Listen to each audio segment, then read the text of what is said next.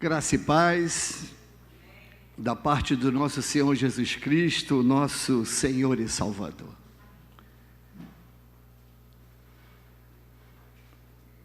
Desde que nós chegamos aqui na igreja, nós estamos em adoração. Na verdade, desde que nós fomos dormir, para aqueles que conseguiram dormir, já era motivo de adoração. Porque dentro do nosso coração já tinha o desejo de estar nessa casa, na presença do Senhor, casa de oração. E Deus contempla, Deus manifesta, Deus abençoa. E eu tive ontem, durante um dia, muitas lutas. O inimigo de nossas almas, ele veio para a triplicidade de roubar, matar e destruir. Tirar nossa alegria, tirar nossa paz, trazer sofrimento. Mas, através da leitura da palavra, Deus abençoa a sua igreja. Na verdade, Deus fortalece a sua igreja. Cada um de vós tem uma expectativa nessa manhã. A primazia é adorar ao Rei dos Reis. Adorar aquele que vive através da eternidade. E ao chegarmos aqui, nós participamos de um momento de oração, participamos da EBD, aqueles que puderam participar, participamos aqui no momento de confraternização, participamos aqui no momento do recolhimento de dízimos e oferta, e tudo isso é adoração. Adoração. E agora nós temos um momento sublime, que é a leitura da palavra.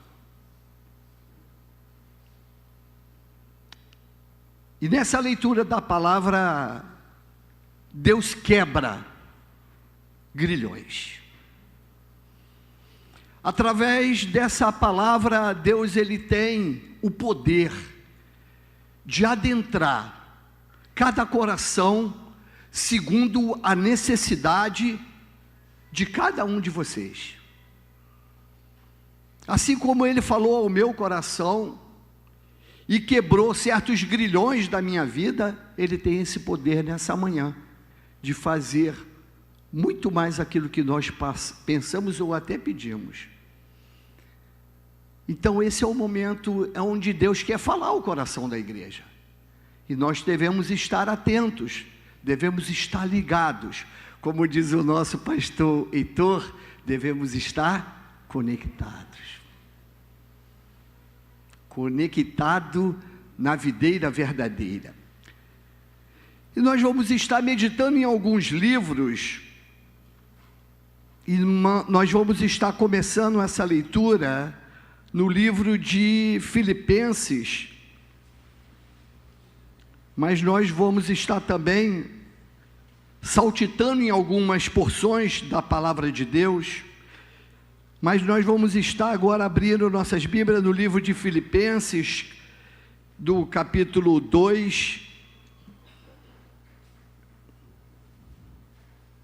a partir do versículo número 13, Paulo falando àquela igreja de Filipos.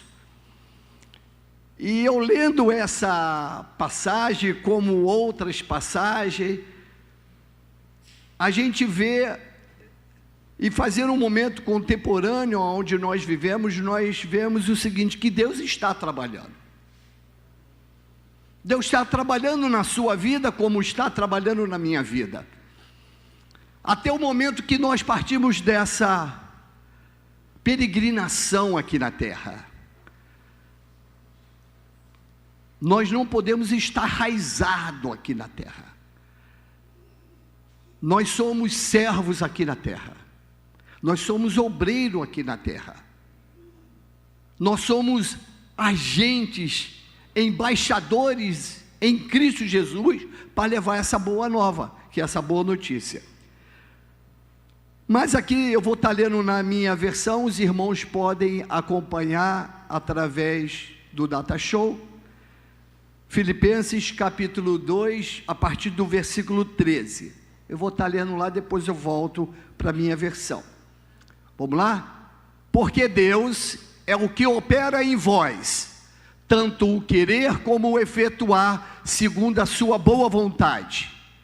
Fazei todas as coisas sem murmuração nem contendas, para que sejais irrepreensíveis, sincero filho de Deus, inculpáveis no meio de uma geração corrompida, perversa, entre a qual resplandeceis como astro no mundo, retendo a palavra viva, para que no dia de Cristo possa gloriar-me, que não ter corrido nem trabalhado em vão. E ainda que seja oferecida por libação, sob o sacrifício e serviço da vossa fé, folgo e me regozijo com todos vós. E vós também regozijai-vos, alegrai-vos sempre comigo, por isso mesmo. Só até aqui, minha irmã. Até passamos um pouquinho. Aqui, meus irmãos, o tema é Deus está trabalhando. Aqui nós vamos ver, nessa carta dos Filipenses, onde Deus ele está efetuando, onde ele está derramando a sua graça. Paulo, quando vai escrever essa carta, Paulo está preso, aprisionado em Roma. Mas tanto Paulo quanto Silas, eles começam essa jornada. A gente vai voltar ao texto de Filipenses, mas toda essa jornada, ela tem o seu início ali em Atos dos Apóstolos, capítulo 16. Nós vemos aqui o quanto Paulo, temos algumas características de Paulo, como ele se portava, como ele trabalhava. Paulo era doutor da lei, fariseu, e ele procurava trabalhar de acordo com a lei, e nessa lei que ele trabalhava, ele fazia muitas atrocidades, ao ponto de perseguir, ao ponto de levar cartas para matar os cristãos. Mas, num determinado momento da sua trajetória, a caminho de Damasco, ele tem um encontro com Jesus. Doutor da lei, fariseu, da tribo de Benjamim, com cartas, algemas para prender os cristãos. Mas Paulo ele tem um encontro com Cristo, e esse encontro com Jesus faz toda a diferença na vida dele. Então aqui a partir de Atos dos Apóstolos, no capítulo 16, nós vamos ver aqui alguns relatos na vida do apóstolo Paulo e de Silas, o seu companheiro. E o texto vai dizendo que ele estava navegando de Troade, de Samatrória, de Neápolis. Dali ele vai para aquela cidade de Filipos, na Macedônia. Porém, Paulo, ele começa o seu trabalho naquela localidade, em Atos dos Apóstolos. A palavra de Deus diz que ele começa em oração. E quando ele começa a orar ao Senhor, 16, a partir do versículo 11, começa a haver uma manifestação ali naquela localidade. Havia ali uma mulher Lídia, que era temente a Deus, ela escutava. Então, apesar de todas as atrocidades que Paulo fazia, tudo aquilo era ainda pertinente à vontade de Deus para trabalhar na vida do apóstolo Paulo. Como nós vemos aqui no texto de Filipos, porque Deus é que efetua em vós tanto o querer quanto ele o realizar, segundo a sua boa vontade. Nós não somos marionetes nas mãos de Deus. Nós somos um instrumento que Deus utiliza para levar a palavra e fazer a sua obra. Mas Paulo também diz ainda no próprio texto, eu fazendo aqui um paralelo tanto com Atos quanto com Filipenses, que tudo aquilo que nós venhamos a fazer, nós fazermos sem a murmuração. A murmuração, ela tem a capacidade de paralisar a obra a qual Deus quer realizar através da igreja, através de você, através de mim. Mas ele traz uma consideração que nós devemos ser o quê? Puros, filhos de Deus, inculpáveis no meio de uma geração pervertida, adúltera. Nós vemos isso acontecendo. Corrupta. Essas são as credenciais do mundo, a qual eu e você estamos vivendo nesse mundo. Então, para fazermos essa obra redentora, como instrumento de Deus, como embaixadores em Cristo, nós não venhamos agora fazer murmuração, mas como Paulo fazia toda a obra, primeiramente fazemos em oração. Paulo diz também que essa é uma geração pervertida, mas a igreja, ela brilha como luzeiros no mundo, ou como diz o texto, como astros. Não esse astro de Hollywood, mas como luzeiros, astro em Cristo Jesus. Perseverando na palavra da vida. Nós começamos no momento de oração, nós começamos no momento da leitura da palavra, nós aí nos debruçamos na meditação dessa abençoada palavra, e aí nós iremos contemplar a grandeza e a magnitude de Deus nos levar, nos direcionar para lugares altos, lugares onde precisam dessa luz, a mesma luz que está brilhando na noiva. E eu tenho um respeito com a noiva, eu amo essa noiva, porque eu vejo na noiva potencial de Jesus para fazer esta obra aonde quer que você esteja. Aonde quer que você esteja, você é um luzeiro, você é um representante em Cristo Jesus. E aqui Paulo, em Atos dos Apóstolos, ele está fazendo a vontade de Deus. Por quê?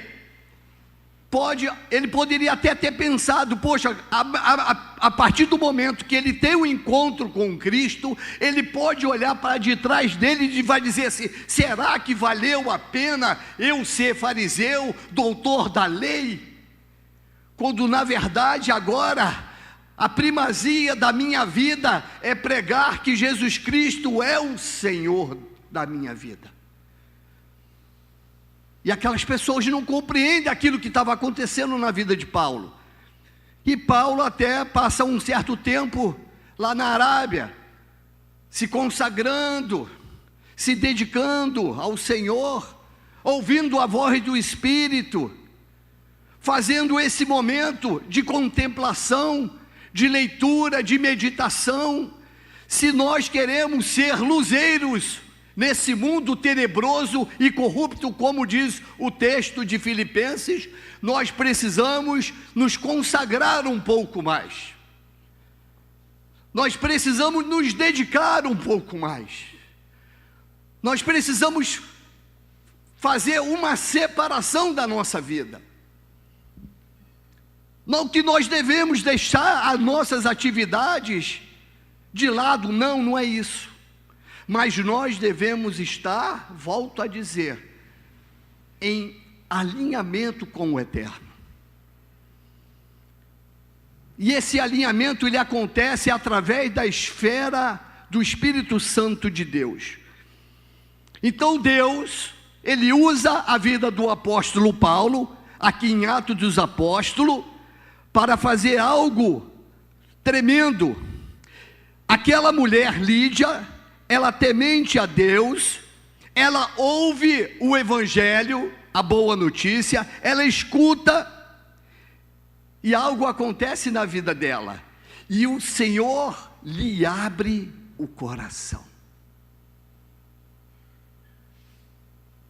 Paulo ora ao Senhor, Paulo faz a proclamação do Evangelho, ele anuncia o querigma, mas a obra miraculosa na vida daquela mulher, ela acontece na esfera da pessoa do Espírito Santo de Deus que habita dentro de vós.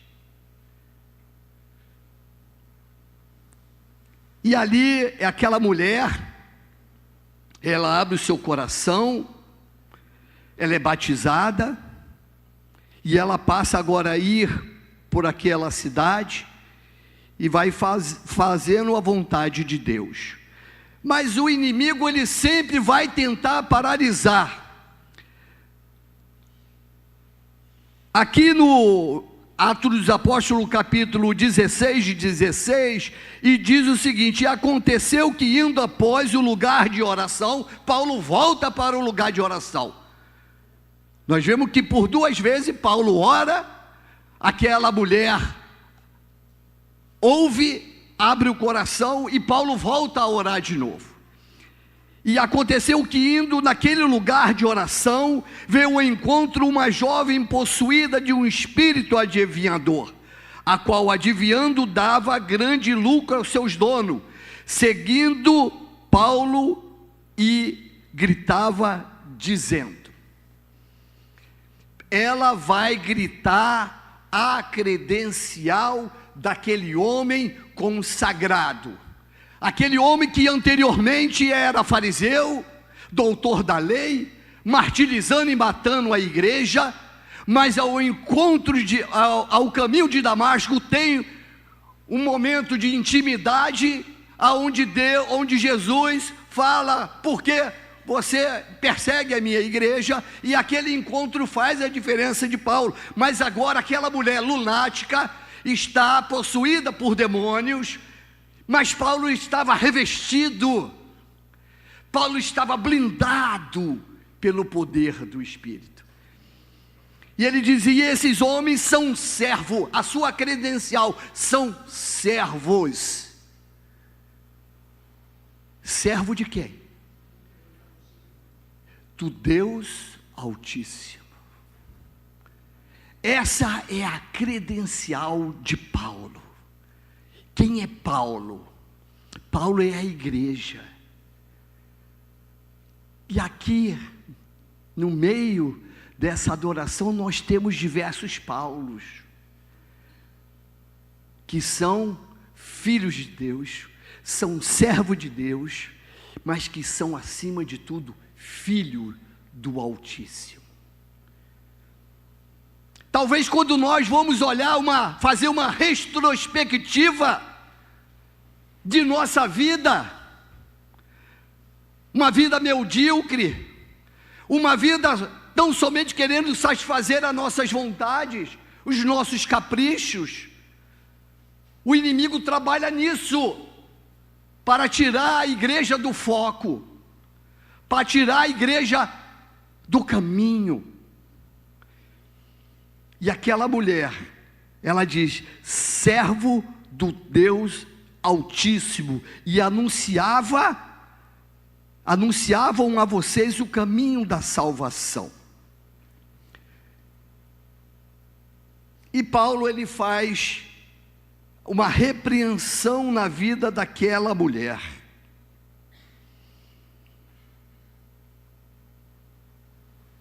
Aqui o texto diz que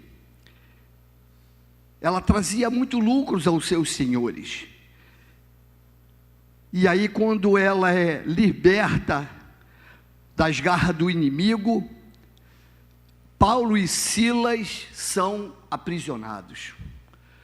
Têm as suas roupas rasgadas, são açoitados e são amarrados em algemas no tronco.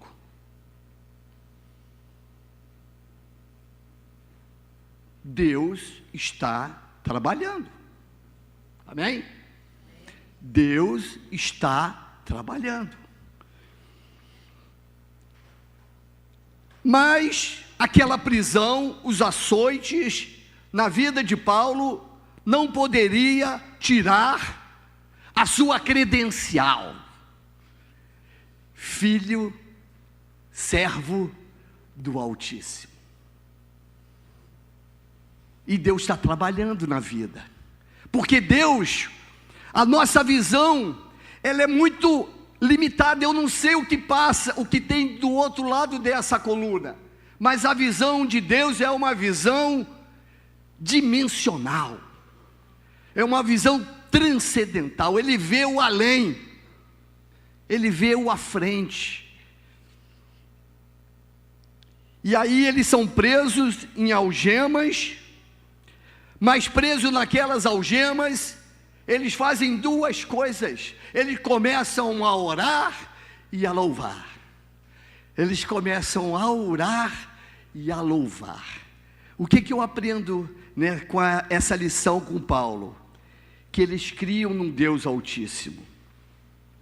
Que eles criam num Deus que trabalha dia após dia. Apesar de todos os seus açoites, lançado na prisão, eles oravam e cantavam louvores a Deus, e todos os escutavam.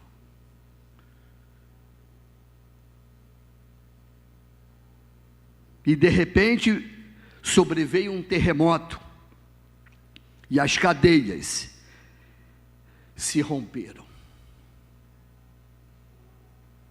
Esse é o Deus que liberta, através da oração, através do louvor, através da dedicação. Deus liberta os seus filhos. Mas Deus não para aí, a história não para aqui. Deus continua trabalhando. Aquele carcereiro, ele quando vê que todas as cadeias são rompidas, todas as portas são abertas, ele fica apavorado de medo, ao ponto de puxar a sua espada para se matar.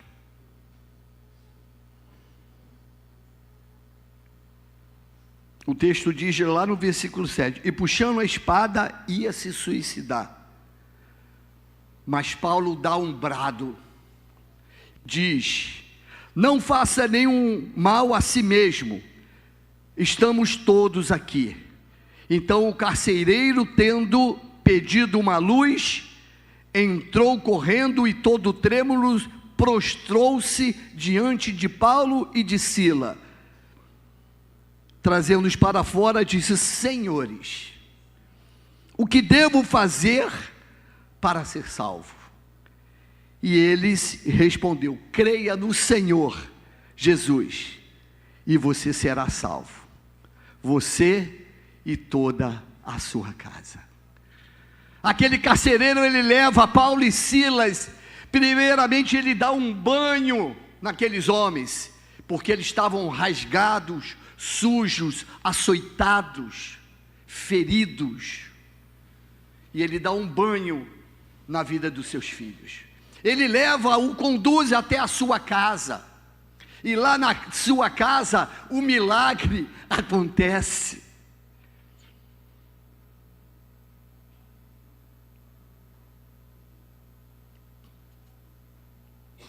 Paulo diz para ele: crer no Senhor Jesus, tu e tua casa.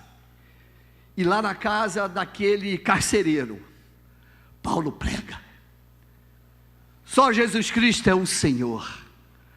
Só o Senhor Jesus salva. Só o Senhor liberta. Só o Senhor modifica. Só o Senhor é rei. Só o Senhor é grandioso. Eu fico imaginando Paulo pregando, e no final daquela mensagem, de que só Jesus Cristo é o Senhor e Salvador de todo aquele que nele crê, que passa da morte para a vida, que passa da morte espiritual para a vida eterna. A palavra de Deus diz que toda a sua casa foram batizados. Deus está trabalhando. E todos manifestam grande alegria, grande satisfação por terem crido em Deus. Aquela credencial lá atrás de outrora na vida de Paulo, mas ao encontro de Damasco fez toda a diferença na vida dele. Paulo, quando tem esse encontro em Damasco, ele traz a sua credencial dizendo: fui membro dos fariseus que exigiam a mais rígida obediência à lei judaica. Eu era tão zeloso que persegui duramente a igreja, e quanto à justiça, eu obedecia à lei sem falta. Paulo, olhando para a sua credencial do passado, eu acho que ele tem um certo remorso da sua credencial. Mas agora em Cristo Jesus, como diz ali na sua carta, em 1 Coríntios 5,17, assim, se alguém está em Cristo, nova criatura é. As coisas velhas se passaram, eis que tudo se fez novo. Paulo diz assim: agora eu ando em novidade de vida. Agora eu sei quem é, de quem eu sou filho. Eu sou servo e filho do Deus Altíssimo. Deus usa as nossas fragilidades para trabalhar em nossas vidas. Para esse tempo aqui agora, Deus, Ele quer trabalhar agora com você. Deus quer trabalhar comigo aqui agora. Deus quer trabalhar com a igreja agora. Nós precisamos fazer planejamento? Sim. Precisamos ficar remoendo o passado? Não. Mas o passado me arremete a Cristo. O passado, ele me solidifica para que eu possa trazer um bom testemunho para aquelas pessoas, dizendo quem era o Carlos e quem é o Carlos agora. Mas o futuro pertence a Deus.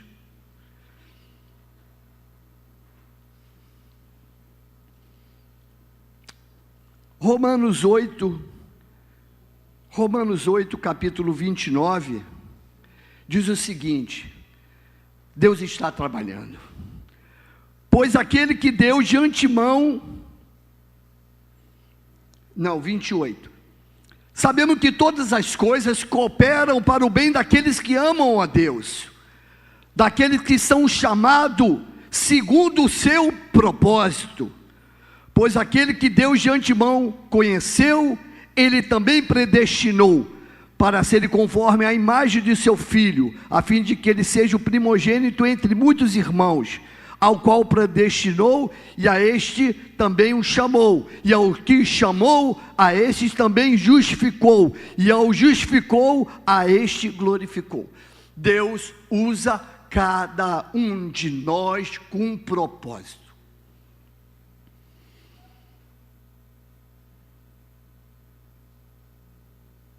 Na sua fragilidade, Deus trabalha. A Escritura, então, ela credencia a cada um de nós que Ele nos conhecia de antemão. Ou significa que Ele nos conheceu e nos preparou antes mesmo de nós o conhecermos. Deus amou a cada um de nós antes de nós o conhecermos. O salmista, para fortalecer ainda mais, o salmista Davi diz que Deus escreveu todos os dias da sua vida antes mesmo dele existir. Ele começa dizendo no Salmos 139, ele diz, a partir do 13: pois tu formaste o meu interior, tu me teceste no ventre da minha mãe, e graças te dou, visto que de um modo assombrosamente maravilhoso me formaste, e as tuas obras são admiráveis, e a minha alma o sabe muito bem. Os meus ossos não te foram encobertos como no oculto, fui formado, entretecido como nas profundezas da terra. Os seus olhos viram a minha substância ainda informe, e no teu livro foram escritos todos os dias da minha vida, e cada um deles escrito e determinado, quando nenhum deles ainda existia. Que preciosos para mim, ó Deus, são os teus pensamentos, e como é grande a soma deles. Se os contaste, seria mais do que os grãos da areia. Quanto acordo ainda está contigo. Deus conhece cada um. Deus conhece por nome e por sobrenome. Ainda que antes de tudo vir existir, Deus já conhecia o nosso interior. Deus já conhecia o interior de Paulo na sua missão. Deus já conhecia o interior da sua igreja. E Davi, ele diz: e graças te dou, porque de um modo assombrosamente maravilhoso me formaste. Meu irmão, minha irmã, você é precioso e preciosa aos olhos de Deus. Talvez em algum momento da sua vida você pode ser desprezada, colocada de canto, mas o Senhor tem outros olhos. O Senhor olha de uma forma diferente, de uma forma ampla, de uma forma maravilhosa. Ele diz que fui formado, entretecido nas profundezas da terra. Os seus olhos viram a minha substância ainda quando era informe. Salmos 139.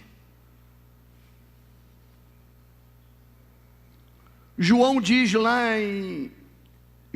no capítulo 8, no versículo 32, conhecereis a verdade, e a verdade vos libertará. O encontro com Cristo liberta os grilhões da nossa alma. E é isso que Paulo fala para a igreja. É isso que João fala para a igreja. Conhecereis a verdade, e a verdade vos libertará. Bom, sendo ainda conduzido aqui, ainda no livro de Filipenses, algumas características saltam aos nossos olhos. A mensagem aos Filipenses, ela diz respeito à natureza e à base da alegria. Em todo o tempo que Paulo escreve na prisão em Roma, a carta aos Filipenses, ele tem motivo de grande alegria, de contentamento com aquela igreja. Aquela igreja o socorreu, aquela igreja o abençoou, aquela igreja somou forças com ele. Ele diz assim: quando eu estava padecendo, vocês me acolheram, vocês me fortaleceram, vocês me animaram. E essa alegria que Paulo fala nessa carta dos Filipenses, ela precisa ser uma alegria independente das condições externas, mesmo no meio das adversidades. E essa alegria, meus irmãos, ela surge na comunhão com Cristo. Ou seja, essa alegria contagiante da igreja, como reluzente aqui na terra, ela acontece através de uma íntima comunhão, de proximidade com Cristo. E Paulo, ele fala sobre essa alegria, e essa alegria ela vem através da graça do nosso Senhor Jesus Cristo em nossas vidas. Essa alegria, ela é a certeza e ela precisa ser confirmada na autoridade de Cristo, baseado na experiência e no poder da ressurreição do nosso Senhor Jesus Cristo. Um dia nós iremos morrer,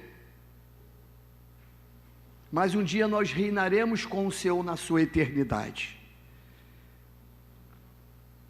Devido a essa certeza,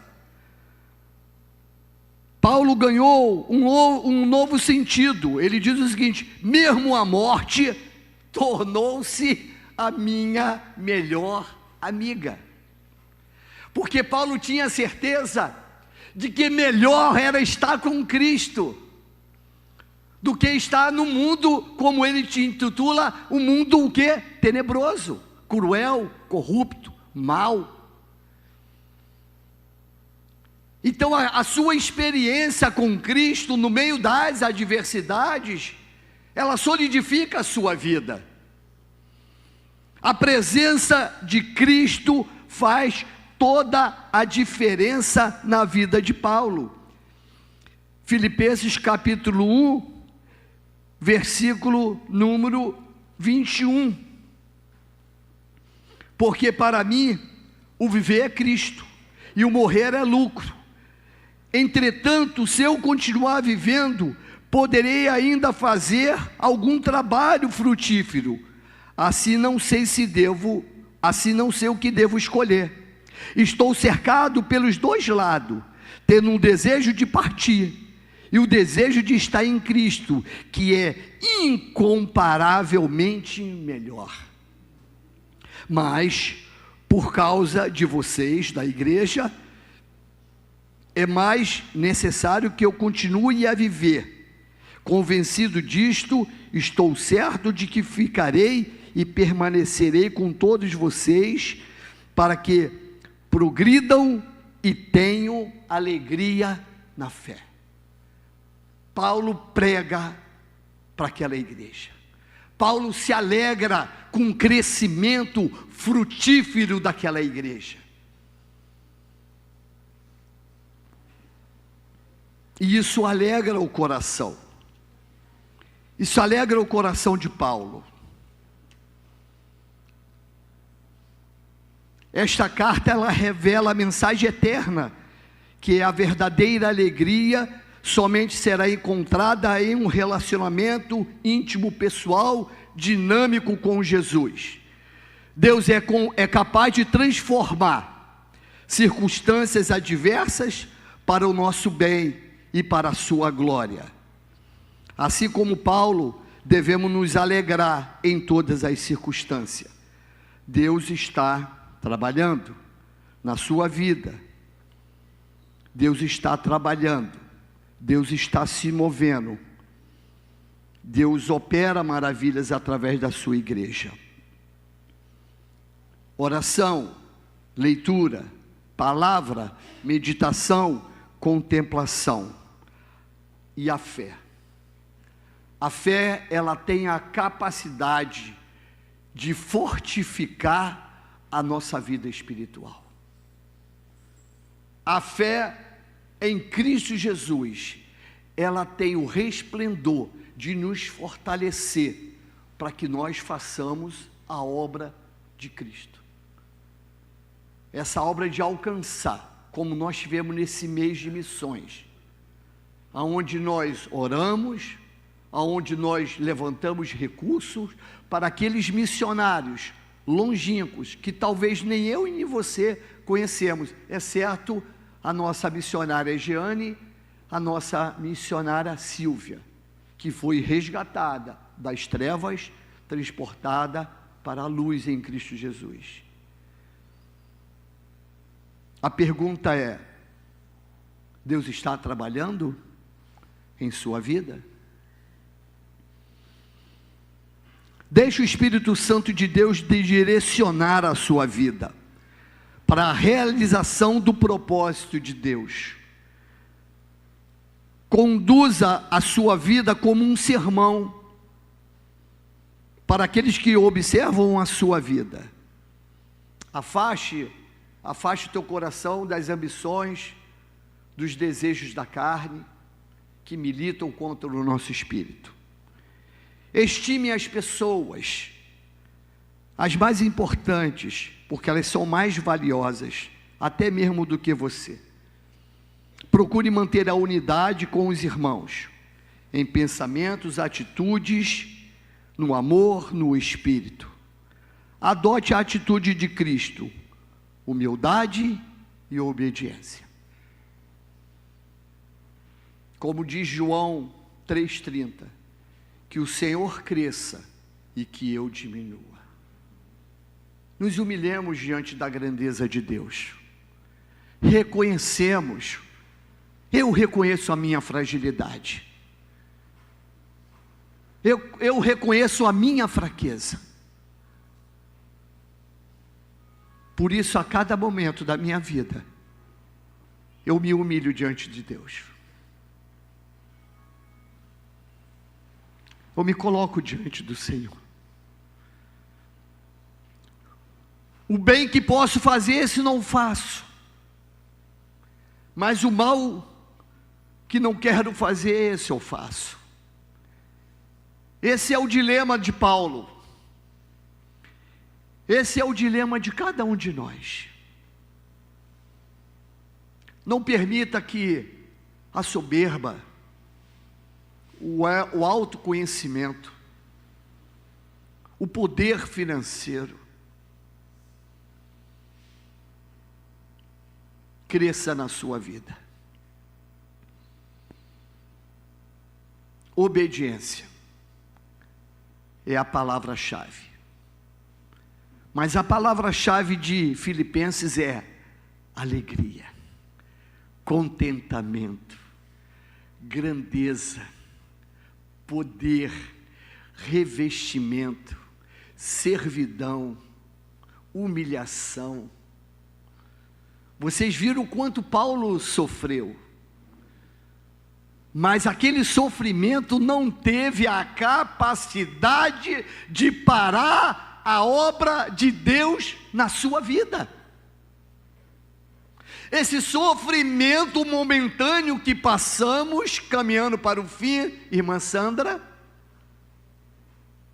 esse sofrimento momentâneo, a enfermidade que muitas vezes assolam a nossa vida,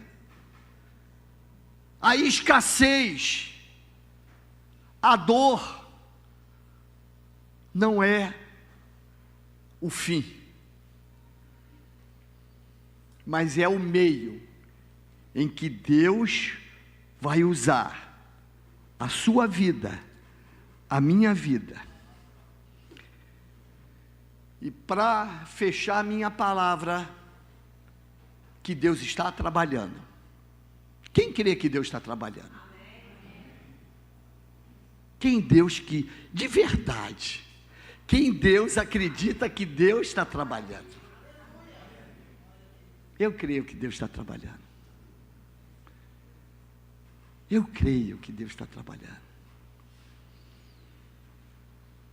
Paulo diz aqui na sua carta de Romanos, capítulo 1, versículo 16, ele diz: pois eu não me envergonho do Evangelho, porque ele é o poder de Deus para a salvação de todo aquele que crê, primeiro do judeu e também do grego, porque a justiça de Deus se revela no Evangelho da fé e em fé, como está escrito: o justo viverá pela fé.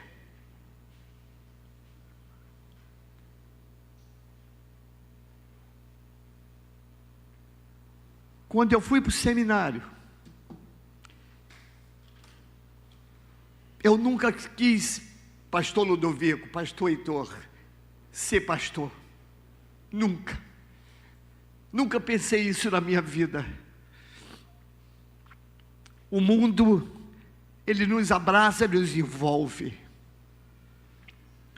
O mundo a qual nós vivemos, ele nos deforma. Pela nossa vaidade, pelo nosso orgulho, pela nossa soberba. Muitas das vezes pensamos que somos alguém, quando na verdade nós somos pó, e ao pó voltaremos à terra.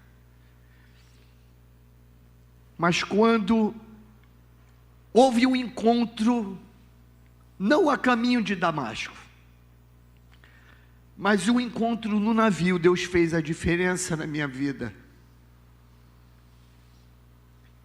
E essa diferença é para a honra e louvor e glória do Senhor. Não tinha a menor condição de ir para o seminário. Já havia expressado o meu coração ao pastor Eliezer em 2004. Não havia condição. Não havia recurso. Mas a partir do ano de 2007 para 2008, porque há um tempo determinado para todas as coisas, tempo de nascer, de morrer, tempo de plantar e tempo de colher. Eu fui para o seminário. E lá no seminário permaneci 10 anos. Alguns me aceitaram de bom grado, outros me rejeitaram. Chegaram a perguntar para mim: vale a pena você vir ao seminário e estudar dessa forma? Ora está aqui no seminário, ora está no navio. Ora está no navio, ora está no seminário. A minha resposta sempre foi a mesma: eu sei aquele que me chamou. Contemplação. Contemplação é a palavra-chave para o chamado da igreja. É você ouvir a voz do Espírito. Muitas das vezes vão tentar matar os seus sonhos, matar a sua alegria, matar o seu chamado, matar a sua vocação. Mas Paulo aqui ele diz assim: permanecei na alegria, pois eu não me envergonho do Evangelho, porque é o poder de Deus. Deus chama e Deus capacita. Deus chama e Deus envia. Deus chama e fortalece. Deus chama e traz contentamento. Deus chama e traz alegria. É isso que Deus quer fazer nessa manhã. Nessa manhã, enquanto debaixo de muita luta, eu meditava nessas cartas, nesses livros, eu vi o poder de Deus sendo manifestado. Meu irmão, não recue, permaneça firme, permaneça inabalável naquilo que Deus tem chamado a você e a sua família. Crer no Senhor, tu e tua casa serão salvos. Amém?